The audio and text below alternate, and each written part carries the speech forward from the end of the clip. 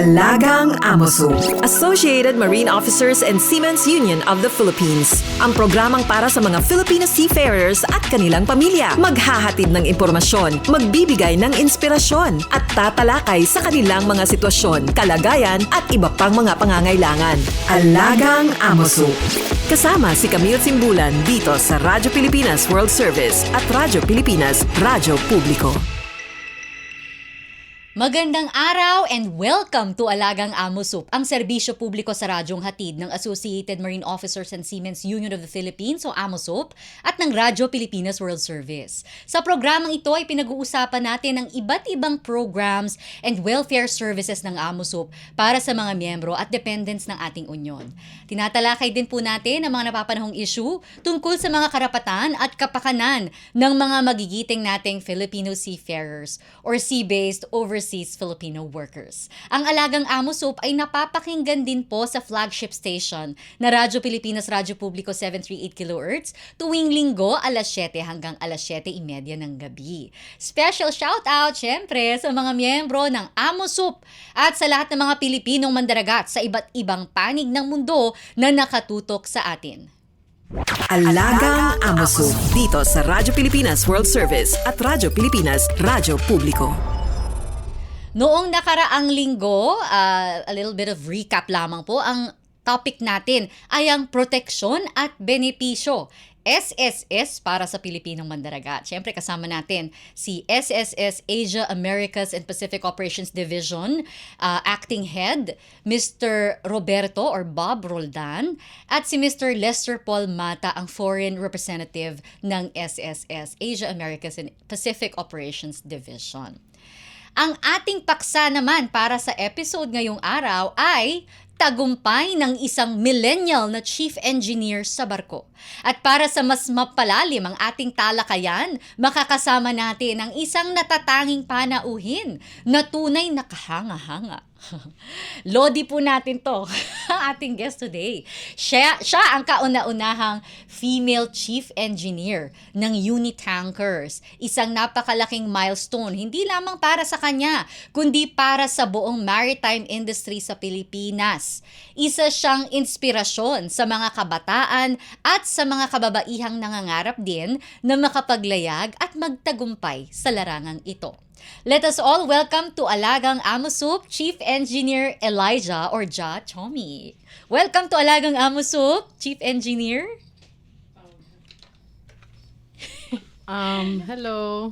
Thanks for having me back. So I think this is my third time here. So hi. Yan, syempre, suki. Si Chief Engineer Chomi. Kailan po kayo nag-disembark? Disembark ako July 19. July 19. Thank you sa pagpapaunlak sa amin. Hindi nagsasawa. No choice. Of course. Anything to support, diba? Siyempre, nakakatuwa kasi natunghayan natin yung journey mo bilang MAAP cadet. Diba? Nung batch 2011. Diba? Youth ka pa. Kaya nga, nagulat ako sa introduction, kabataan na yung Kabataan pa! Bata pa naman ako. O, diba? 35 and below.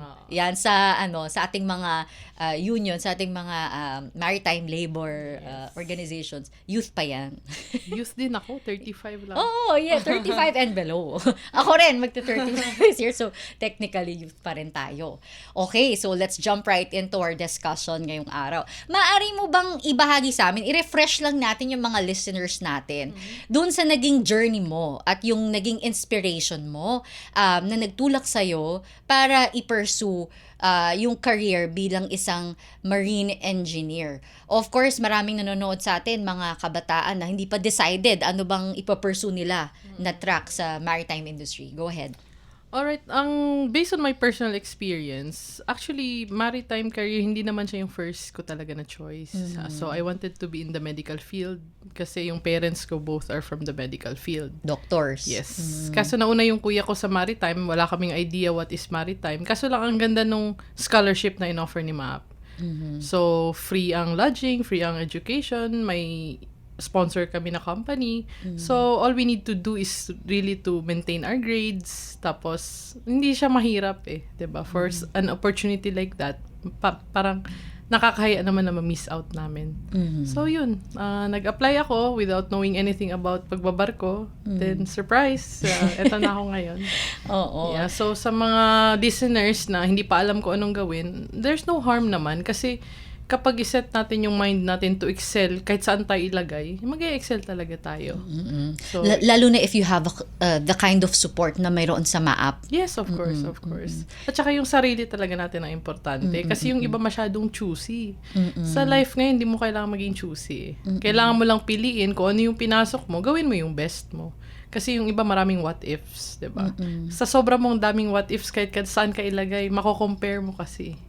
So, ang best way to do, kung saan ka nilagay, do your best. Yun yung naging prinsipyo ko. Yun yung naging prinsipyo mo. Kumbaga kung ano yung oportunidad sa harap mo, Oo. gawin mo yung best mo. Oo. Kasi kahit, halimbawa, mga airline captains natin, minsan, sana nagseaman ako. Diba? Lahat may sana eh. Kung mga doktor, sana nag-lawyer ako. So, lahat may what ifs, diba? So, kung laging ganun yung mindset natin, wala tayong fulfillment. Diba?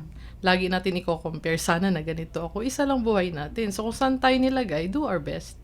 Diba? Ang ganda ng wisdom na yun, from Chief Engineer Elijah Chomi. Kasi lalo na ngayon, in the age of social media, sa Instagram, sa Facebook, pagka-scroll mo, yung buhay niya ganito. Yes, di ba? Parang yes. mako-compare mo yung Totoo. life mo. Totoo. Pero kung laging ganun yung maging mindset natin, hindi tayo makokontento. Kasi lahat talaga, kahit yung pinakamayaman, meron niyang what ifs eh. Diba wala silang luxury of going sa mall na walang sumusunod sa kanila. Diba? Hindi natin naisip kasi nakita lang natin yung sa social media nga na, ganda ng buhay nila, nakakabili sila ng ganito. Pero wala silang freedom na mag-grocery na walang mag-picture na paparazzi. Yung mga ganun. So, lahat tayo, pros and cons naman eh. And ikaw, you chose to focus on yung positive, Yes, yes. diba? Yung, kung ano yung advantages na nakukuha mo. Yes. At saka Sa sa good. profession. Sa good lang ako nag-focus. Though maapektuhan ka ng bad kasi tao lang tayo. Pero yung maliliit na good na ipunin mo na maging thankful ka. So, ano yun, ipag-ipunin mo, malaki rin yun, diba?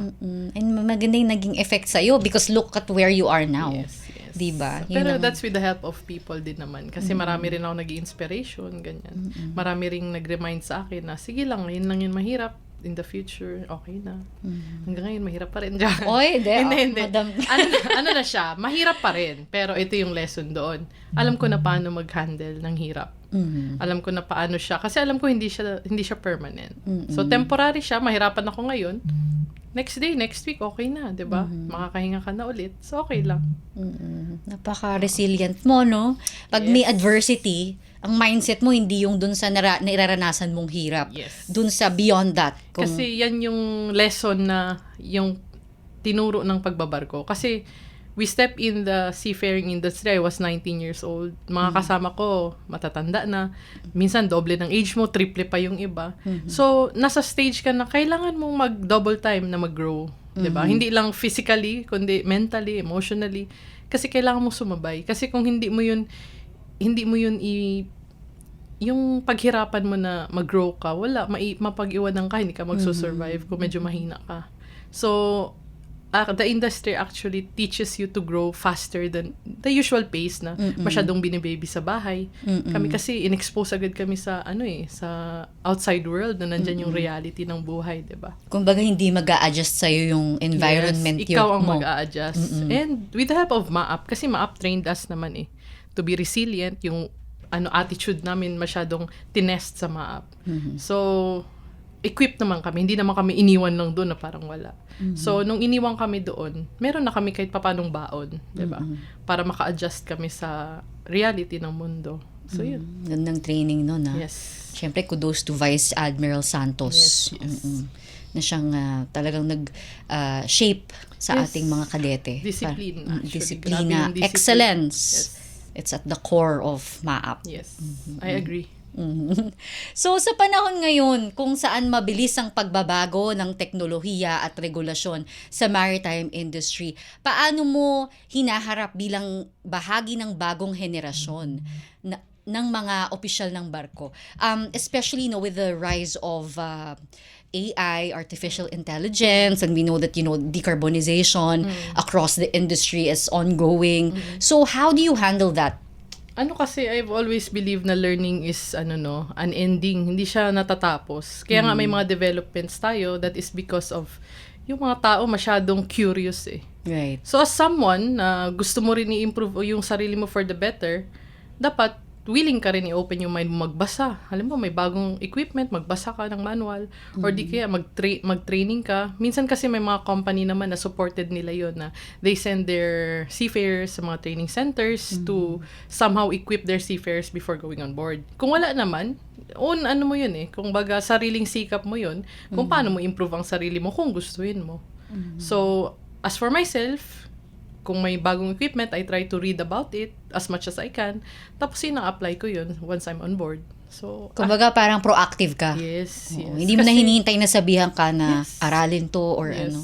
So talagang yun yung attitude mo. Yes. To get ahead, to stay ahead. Yes. Di ba? Naniniwala ka ba na AI will take jobs? I mean, not just in maritime, but across various industries. Of course, because it's already happening. Mhm. Kaya nga, kailangan din natin maging open-minded sa ganung bagay ngayon. Kasi, whether we like it or not, di ba katulad dati ang pagbabarko, ilan ba ang tao sa barko dati? Di ba sobrang dami? Yeah, thousands. Compare ngayon, you can man a vessel na 13 crew lang, 8 crew lang. So, dahil yun sa AI, dahil yun sa advancement sa technology. Kasi yung dati na ginagawa ng 4 na tao, ngayon kaya na gawin ng isa. Mhm. 'Di ba? So, yeah, yung question mo na if naniniwala ako na they will take the jobs, yung AI na ang mag-ano. Kasi nangyayari na siya. It's already happening. It's already happening. Yes. But what's your advice to those na natatakot na maapektuhan yung... oo. So, yan ang lagi kong reminder, especially sa mga, kasi sa NetShip, I am a technical fleet manager. So, yung mga nakikitaan ko ng potential, for example, alam ko na sa age pa sila na, hinug na sila, pero takot sila mag-exam. Diba? So, nire-remind ko na, a day will come na hindi na in demand itong mga ganitong posisyon. So, habang maaga, habang hindi pa huli ang lahat, i-push nyo. Kasi, yung iba, stuck na sila dito kasi, okay na to, dito lang ako, sa comfort zone ba. Pero nakikitaan ko naman ng potential, ang gaganda ng mga appraisal. So ako, I encourage them, hindi, take ka ng ganito, push yourself. Kasi laging rason yan sa'yo ng seaman, ma'am, walang time. Wala naman talagang time kung hindi mo Make schedule time. Oo. na bigyan siya ng time. Kasi kung ako, irason ko rin yan, wala din naman akong time dati, sobrang busy din naman ako. Pero I make sure na every bakasyon ko, I take MLC. 'Di ba? I scheduled kung kailan ako mag-i-exam. Kasi kung hindi ko ginawa yun, kasi kung time lang ang pag-usapan natin, maraming time eh. Right. Parang nagiging comfortable answer na lang siya na walang time. Oo. So yun ang ang goal ko kasi is to help them then realize na there is always time, bigyan nyo lang. Paglaanan nyo kahit 1 week per bakasyon nyo, mag-training kayo, di ba? So, yeah. So, parang sinasabi mo sa kanila na growth really takes time and effort. Yes. It wouldn't just fall on your lap. Diba? Yeah. Oh, totoo Yung yan. opportunities, Oo. kailangan mong paghirapan. Oo, kasi maraming tao na iinggit na magsabi, ikaw chip engineer ka kasi ganyan. Hindi. Pinaghirapan ko, kaya ako naging chip engineer. Kasi ang pinakaayo ko kasi, na magko-complain ka, bakit hindi mo to narating ang equal sa narating ko? Pero tingin mo ba same tayo ng efforts na binigay? Hindi. Nakikita mo lang yung success ko na. Pero hindi mo nakita yung struggle ko para marating yung success. Which is hindi ko yun ina-announce na I'm struggling before I had this position, diba? So yung nakikita na lang sa'yo, chief engineer siya, swerte naman. Hindi yun swerte. Oo, It's yung hard term work. na swerte naman. It's hard work. It's hard work. Yeah. Oo. Diba? Ganda ng attitude mo Tsaka Minsan. at saka it's very encouraging na dinadala mo yung younger seafarers, younger Yes, generation. I'm trying my best. Pero of course, meron din naman iba nagfe-fail sa standards mo. Pero ang reminder ko sa kanila, huwag kayong mag-stop. Kasi hindi naman talaga lahat ipapasa mo eh. Actually, heartbreaking din siya sa part ko. Pero rather than put them sa industry na hindi sila hinog, 'di ba? Right. So ini-encourage ko, you can come back pero ayusin mo, 'di ba? Dapat ma-impress mo ako. Parang gano'n. Tsaka in your own journey naman, hindi naman yan dire-diretso ka na yes lahat di ba? Yes, You also yes. had to take some no's Yes, and to to take some failures. Yes. And it's your attitude that pulled you through. Yun yung matitest Oo. sila. Once na no, ano ba ang reaction mo? 'Di ba? Bagsak ka na, magtatago ka na sa kwarto mo or i-take mo positively yung mga criticism to improve yourself. So, nasa kanila yun, diba? May iba naman na nagre-reappear. Once na nag-interview kami ulit, na-impress naman nila ako, so they passed. So, hindi naman laging yes, kahit below standard siya, diba? Oo. Kailangan mo rin pagdaanan yung mga no Oo. to improve yourself. Oo, kasi ibabato mo yun sa international, diba? Dala nila yung Pilipinas. So, ang amin, mini-maintain din natin ang quality ng seafarers para Yes. ma-maintain natin tayo yung top 1, diba? Na in demand sa Yung industry. kalidad. Yes. Kasi Excellence. kung yes tayo ng yes, dahil lang naawa ka, hindi rin awa lang kasi ang yung magpapa-expand ng industry natin. Dapat competence din. Correct. Kasi lahat naman yan Lahat naman yan ang goal nila is to give their families a better Yes, life, di ba? yes. To provide. Pero syempre, nandun pa rin yung responsibility Yes. na to really work Yes. to get, to achieve your Oo, goals. kasi sila Oo. rin ang Put in the kawawa work. actually. For example, they act as they act during the interview, hindi sila masyado nagsasalita. Biruin mo kung tanungin sila ng kapitan, tas hindi man lang nila ma-please yung makuha yung ng kapitan yung answer na gusto ng kapitan kasi takot sila magsalita. Simple as that kasi that can cost you your entire career na 'Di ba? Halimbawa, i-report ka na hindi ka capable of doing the job, hindi ka ganito, ganyan. So mas lalo masisira yung career mo, 'di ba? Kung hindi ka pahinog na tinapon ka sa industry. So it's our way of protecting them as well. So pag-usapan naman natin bilang isang chief engineer, Yeah. kasi bukod nga dun sa rapid rise of artificial intelligence, mga technological advancements, nowadays isa rin sa mga challenges na hinaharap ng mga seafarers natin yung mga geopolitical tensions in different regions. So bilang isang seafarer, anong masasabi mo tungkol sa mga tension at mga banta sa mga high risk at war zone area sa dagat? Anong advice mo sa mga seafarers na naglalayag sa mga sa mga waters na to, how can they be resilient amidst all of these threats na syempre nakakatakot ganyan, pero how would you encourage them to be resilient, to be strong amidst all of these mga challenges? Okay, so ito ako personally I've experienced this way back 2009. Saan to? Sa Gulf of Aden. Okay. So I was still a cadet that time and yun syempre medyo first time, takot ka kasi ang naririnig mo lang naman talaga yung negative part, 'di ba? Nandun naman totoo yun. Nandun yung takot, nandun yung double time ang drills, double time ang meron naman kami mga precautions . May mga magkabit kami ng barbed wire, may mga arm guards, may mga escorts. So, hindi rin naman nagkukulang kasi like ngayon, ang DMW is actually doing a lot of what do you call this? A lot of policies para ma-protect din yung seafarers natin. For example, nire-require nila na ini-encourage nila ang mga principals na for example may high risk area na mag-travel, kung pwede i-divert. Yung mga recommendations na ganun. Yung mga citadel dapat familiarize ang mga crew, ini-encourage nila na may armed guards, ini-encourage nila to do the reporting na as much as possible, may mga escorts. Lahat ng precautions naman, hindi naman yan best practice naman talaga lagi Yes. 'di ba? Kahit sa mga manning. Ang manning naman, nagko-consult din yan si DMW, tapos nagko-consult din sila sa master ng barko na dadaan doon at saka sa principal. So lahat yan well coordinated. Hindi naman yan sige biyahe kayo diyan. Hindi ganoon. Tsaka binibigyan sila ng option. Yes, there is an Whether- option. No one can force you to actually travel kung ayaw mo, kung You have hindi the ka right to komportable. refuse. Yes. We actually talk personally, For example, sa amin sa NetShip, CEO mismo namin tumawag pa sa mga crew kung how they feel about it, na nandyan yung mga, meron kasi kami mga naka-ready na paper na kung mag-refuse ka or kung you're willing to travel, tapos yung mga nandun, yung mga rights nila nandun naman So wala namang pilitan actually. Ang manning naman nandyan para suportaan naman talaga ang seafarers. Kasi minsan kasi nagkakaroon ng misconception, pero depende. Pero ang akin, I'm really proud to say na within our company, in NetShip, we are really very supportive. Kasi mga seaman din kami. Tama naman. Diba? Oo. So, sino-sino ba ang magsusupport sa kapwa seaman? We talk to them. Kung talagang ayaw, huwag mo pilitin kasi risk din yan diba? So, yung mental state nila, medyo hindi rin maganda. Baka madisgrasya pa sa trabaho. So, we are actually personally talking to them. We are also coordinating with the DMW. Tapos yun, lahat naman ng procedures is strictly followed. Ang fear kasi siguro nung iba naku, baka mamarkahan ako na nag-refuse ako, baka hindi na ako kunin uli. No, actually, that was one of the questions, no, sa group chat nung isang vessel namin, na, sir, baka naman, ganito, bad record ako, ganyan. In-explain mismo fleet manager ang nag-explain na, hindi, ganito ang mangyari. At saka, it's well documented naman, na walang ganun na mangyayari. They will still be lined up. I mean, hindi namin kayo mapipilit, buhay nyo yan eh. Correct. Oo. Lalo na yung mga pamilyado. Oo, yung sa manning agency, we will give assurance naman talaga na, kasi violation din yan. Kung hindi namin sila i-hire, DMW is there to protect them, diba?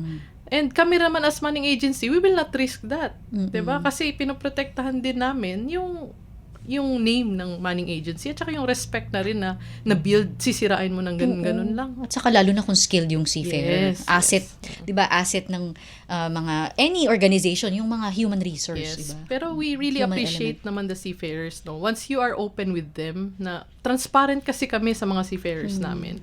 So, actually, it builds their morale din naman knowing may support na ganun na. Even if they say no, okay lang. So, Nandun yung respeto. yes.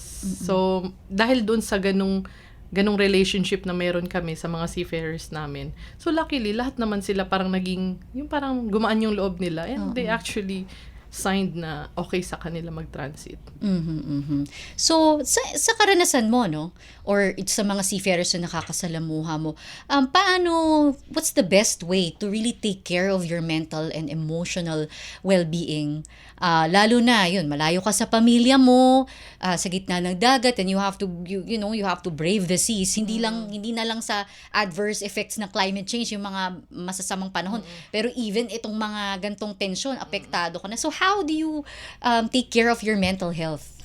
First, talaga siya, mindset dapat. Dapat, before you go, every contract, kahit gaano ka ka-experience, you should have the correct mindset. Na dapat makauwi ako na okay ako. So, it takes a lot of practice and experience actually. Kasi first time, normal yun. Talagang ma-homesick ka. Minsan, pag maalon, sobrang pagod ka na. Minsan, ma-drain ka rin. Kasi as a human, di ba? Parang may limits din tayo eh. Nung kaya ng katawan natin, kaya ng utak natin, di ba? So, ang akin lang talaga, ang lagi mo lang isipin, ba't ka ba nagbarko, 'di ba? Yung mga hugutan mo, for example, you want to support your family, in the future you want to be a captain or you want to be a chief engineer. So, dapat meron kang mga enough motivation to keep you going. Kasi kahit saan ka ilagay, kahit hindi sa pagbabarko, there will always be a challenge na will try to break you.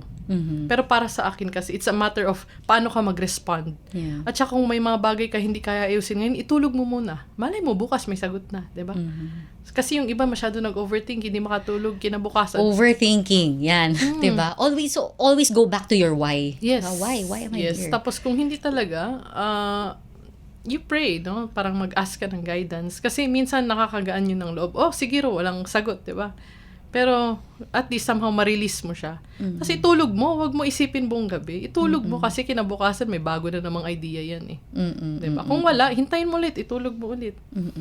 Kasi 'di ba, isa rin sa mga issue na tinatackle ngayon sa maritime industry, hindi lang sa Pilipinas, no, across the world, is yung recruitment and retention of young workers. Kasi 'di ba, iba na rin yung mindset, iba na yung lifestyle ng mga Gen Z, Gen Alpha, emerging ng generation ng Alpha, no. So, ang ganda nung sinabi mo na talagang you have to, hindi ka dapat magpadalos-dalos, 'di ba? Pag meron kang pinagdadaanan, you talk it through. Yes. No, magdasal ka. Pause ka muna. Pause ka muna. Kasi hindi lahat masolusyonan mo ng isang araw eh.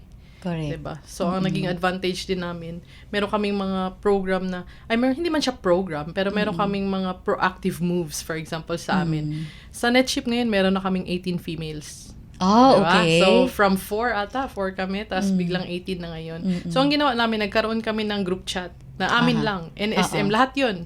Kahit anong principal ni NSM. Nandun yung mga ladies na, kung may kailangan sila, isang chat lang yan. Or minsan nagkikita kami, ganyan. Last week lang, in-encourage namin sila kasi nagkita kami nung isang chief engineer din na galing ng ibang principal at saka chief officer.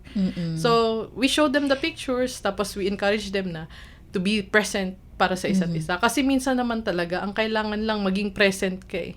So, yung fact na lang na alam nila nandyan kayo, diba? Yeah. Ano na yun, big deal na yan. Minsan, hindi nyo lang makita sa ngayon, pero big deal na yan. Kasi ako, when I was starting, I was really like hoping na, sana meron din akong mga ganitong mga channel, mga, diba? Community, Yes. diba? Parang safe Na space. makakaintindi sa'yo. Oo. Kasi parang sometimes you really just have to vent it all Oo. out, diba? Parang yun lang naman kailangan mo, tas okay ka na.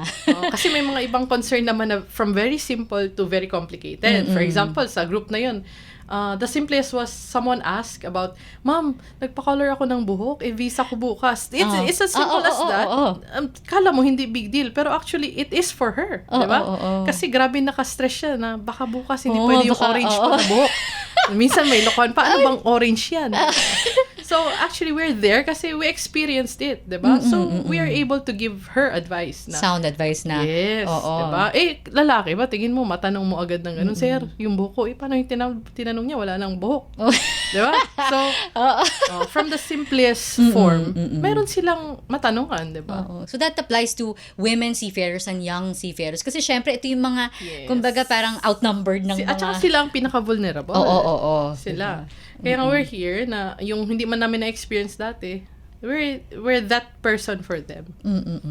Which is Gandang good. model nung ginagawa nyo, Chief Engineer Chomi. Yes, Na we're trying talagang- our best. At saka maraming support actually. All of the senior officers na sa group na yun, very active. Like, very active, very supportive. Yeah, and it was also encouraged by our CEO. Kasi kung ganyan ka-harmonious yung relationship niyo with the seafarers and with each other, di ba, gumagaan yung trabaho, tsaka mas maganda yung output, mas maganda yung Yes. performance. At saka ang the best nun, babalik yun sa'yo. Yes. Kasi minsan may mga instances, hindi man ma-avoid sa barko, no? May nangyari na yung kapalit hindi ready. And you ask the seafarer, can you extend? Hindi mahirap. Oo. Kasi alam nila na hindi mo yun hihingin kung hindi kailangan. So actually, kaya nga lahat ng binabato mo, babalik yan sa'yo. Kung bato ka ng masama, balik masama. Bato ka ng maganda, babalik maganda. As with anything in life, di ba? Yeah, almost, yes. Yes. Kung meron mang binatuhan mo maganda, pangit bato sa'yo, they're lost. Kasi nawala na yung trust mo sa kanila eh. Diba? It's still a blessing for you kasi nalaman mo. At saka hindi ikaw yung gumawa ng masama. Mas makakatulog ka ng mahimbing. Your conscience is clear, magaan yung loob mo, Yes. di ba? Masarap yung maganda yung mental well-being mo. Yes. Okay, so last final question, Chief Engineer Chomi. Bilang bahagi ng selebrasyon ng International Youth Day sa August 12, ano ang mensahe mo sa mga kabataang Pilipino na nangangarap maging seafarer, lalo na sa mga kababaihan na nais pumasok sa industriyang ito? Okay. Sa akin lang naman, yun nga, always do your best. At saka, wag ka makipag-compete. Sarili mo lang ang i-check mo, wag ka mag-check sa kabila. Sarili mo paano ka maging better, paano ka maging stronger. So lahat ng ways na mag-improve ka, yun ang gawin mo. Kasi when you start comparing, ba't siya sobrang galing na, ako pares lang naman kami ng start. So wala na, parang yung focus mo, ma-divert na siya sa inggit. And yung inggit ang pinaka-pangit na ugali. Yeah. Diba? Kasi dyan ka mag-spread ng gossip, ng ganito, which will also destroy you. Kasi yung sinisiraan mo, sobrang galing, nainggit ka lang, kaya medyo pangit yung feedback mo sa kanya, diba? So, the truth will always come out in the end, no? So, para sa akin, focus ka sa sarili mo. And second, surround yourself with positive people. Surround yourself with people who have the same mindset. Yung gusto growth. Huwag ka dun sa, sa tamad. Toxic. Oo, kasi mahahawa ka kasi yan. Kaya, for example, like me, I surround myself with, almost all my friends are older than me sa industry. Kasi ang akin, sila, may 6 years na sila or 5 years na advantage. So, yung 5 years na yun, pwede ako mahawa dun. Matuto. Yes. But just by being with them, ha? Right. Marami kang ganito Yung pala. wisdom and mga Kasi, learning. Like, for example, sa athlete ba? Makikipag-train ka ba sa mas magaling ka pa? Hindi eh. Ang athlete, nagtitrain yan lagi sa mas magaling sa kanya. Kasi doon ka mag-level up eh. Diba? Mga boxingerong natin ngayon na babae, ang kalaban lalaki na. Kasi hindi na nila equal. Huwag ka makipag sa equal, 'di ba? Parang para mag-improve ka, doon ka sa mas magaling. Growth mindset. Yan, para you Okay keep din naman growing. equal, okay din ikaw na yung maging help sa mga subordinates mo, pero make sure na yung environment nyo same kayo ng mindset. Yeah, para hindi ka ma-stagnate also. Yes. Oo. So, kasi boring yung ganun eh. Diba? Lagi lang chismis ang topic. Diba? Gossip maganda. is like very toxic. Yes, maganda Doon yun. ka sa sa grupo na pinag-uusapan goals, Yes. how to advance your dreams, Yes. 'di ba? Oo. Ayan, your Kasi yung mga careers. tao na yan, ano rin naman eh. Kung pares kasi kayo ng goal, ibig sabihin halos pares din kayo ng ugali. Yes. So it will build rin a small family na di ba, hindi mo man kadugo, pero nandyan kayo because you know na ganito yung quality niya, di ba? So yeah, and I'm really happy na I built that sa life ko. Yes. Nice. Thank you so much sa wisdom na binahagi mo sa amin, Chief Engineer Elijah Chomi. We're very much honored to have you again. So, ulitin ulit Meron kang niluluto ngayon na gusto namin matunghayan din namin yung success mo dyan. Yes. Okay, so before we end, we just like to share our AMOSUP Contact Center information on your screens or telephone and mobile numbers. Paalala lamang po, yan ay para sa tawag lamang at hindi sa text. And anyayahan na rin po namin kayo na i-follow, like at subscribe sa ating AMOSUP Official Facebook page at AMOSUP Official Facebook group. Meron din po tayong AMOSUP Official YouTube channel. Diyan po natin ina-upload ang episodes ng Alagang AMOSUP at even mga videos po tungkol sa ating union. And syempre, for more information about our service units, you may visit www.amosup.org. Okay, muli, maraming salamat sa inyong pagsubaybay. Salamat sa mga kasama natin sa Radyo Pilipinas, si Ms. Susan Aison, Milo Jonella, Jay Arevalo, Hero Lucero, Erwin Peñano at Jerome Toledo at syempre sa napakaganda nating kaamusup na si Lara San Juan. Syempre muli, maraming salamat sa ating special guest na si Chief Engineer Elijah Chomi sa iyong pagbabahagi ng kaalaman at inspirasyon. Tunay na nakakabilib ang iyong kwento. Sana'y maging gabay to sa mga kabataan at sa mga kababaihan na nais maging seafarer. Pagbati rin muli sa lahat ng miyembro at dependents ng AMOSUP na siyang inspirasyon ng lahat ng mga programa at serbisyo ng ating union. Atin din pong subaybayan ang programang Alagang AMOSUP sa Radyo Pilipinas World Service at Radyo Pilipinas Radyo Publiko 738 kHz tuwing linggo alas 7 hanggang alas 7:30 ng gabi. Ako si Camille Simbulan at ito ang Alagang AMOSUP. All aboard sa talakayan. Palalimin pa ang inyong kaalaman. Alagang AMOSUP dito sa Radyo Pilipinas World Service at Radyo Pilipinas Radyo Publiko.